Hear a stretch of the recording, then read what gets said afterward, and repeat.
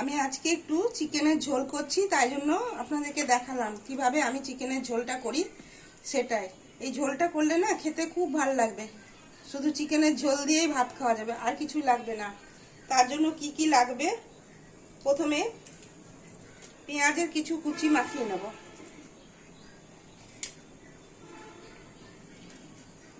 টমেটোটাও দিয়ে দিলাম,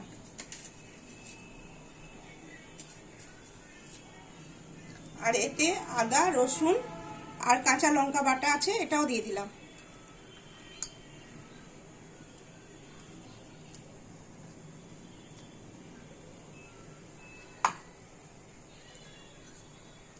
আর হলুদ গুঁড়ো,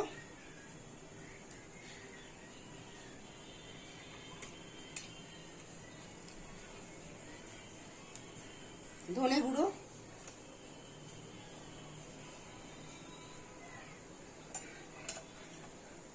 জিরে গুঁড়ো,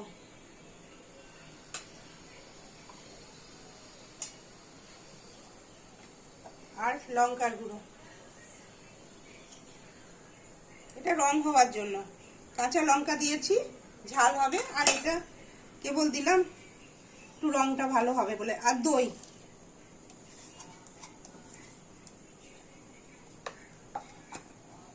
কিছুটা সর্ষের তেল দিয়ে এটাকে খুব ভালো করে মাখিয়ে নেব।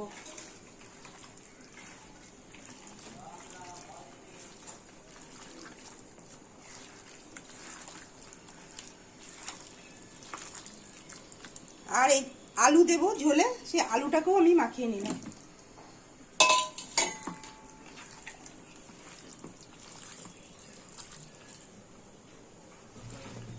এভাবে মাখিয়ে আমি 15-20 মিনিট রেখে দেবো। আধ ঘন্টা রাখতে পারলে তো খুবই ভালো হয়, অনেকটা সময় লাগবে, অতটা সময় নাই, তাই আমি 15-20 মিনিট রাখছি।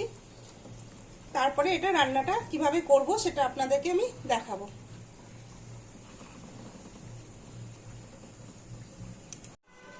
আমি এই মাংসটা কুকারে করব, তাই জন্য কুকারটা বসিয়ে দিয়েছি, গরম হয়ে গেছে, ওতে তেল দিয়ে দিলাম।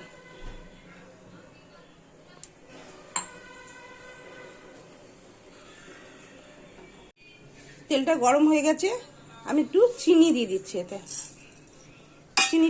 চিনিটা দিলে পরে রংটা খুব সুন্দর হয়, তাই জন্য চিনিটা দিয়ে দিলাম। এবার চিনিটাকে একটু ভেজে নিই। চিনিটা লাল করে ভেজে নিয়েছি, তারপরে আলুগুলো মাংসের মাখিয়ে রেখেছিলাম মশলার সাথে, সেইগুলোকে ভেজে নিলাম। এবার আলুগুলোকে একটু লাল লাল করে ভেজে নেব, নিয়ে তুলে নেব। আলুগুলোকে লাল লাল করে ভেজে তুলে রেখে দিলাম। এবার এই তেলের মধ্যে আমি পেঁয়াজগুলোকে ভেজে নেব এই তেলে।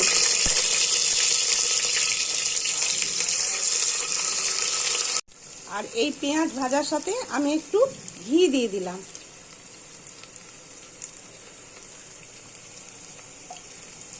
ঘি, তাহলে গন্ধটা খুব ভালো আসবে একটা।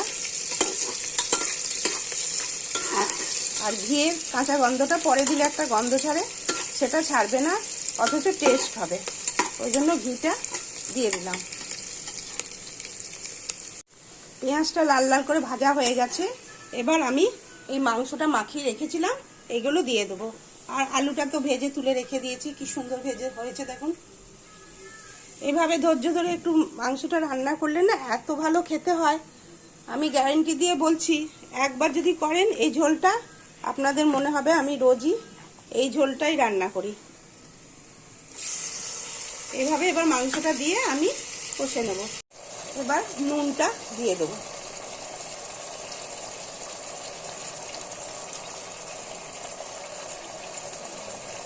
আন্দাজ মতো নুনটা দিয়ে দেবেন, যে যেমন ভালোবাসে নুন সেরকম নুন দিয়ে আর মাংসটাকে খুব ভালো করে কষবো।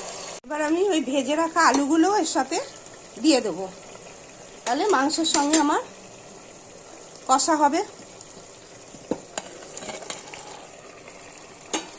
আর এদিকে আমি গরম জল করতে দিয়েছি, গরম জলটা দিলে মাংস স্বাদটা হয়। রান্নাতে গরম জল ব্যবহার করলে রান্নার স্বাদই আলাদা হয়। এবার ভালো করে কষে জল দিয়ে দেবো। ঝোলটা আমি কষে জলটা দিয়ে দিয়েছি, মাংসটা কষে নিয়ে জলটা দিয়ে দিয়েছি, দুটো রসুন দিয়ে দিয়েছি, আর এখন গরম মশলাটা দিয়ে দিচ্ছি, নিয়ে এবার ঢাকা দিয়ে দেবো। এই চিকেনের ঝোলটা রান্না হয়ে গেল। কেমন হয়েছে অবশ্যই বলবেন, আর এইভাবে আপনারা একদিন রান্না করে খেয়ে আমাকে জানাবেন।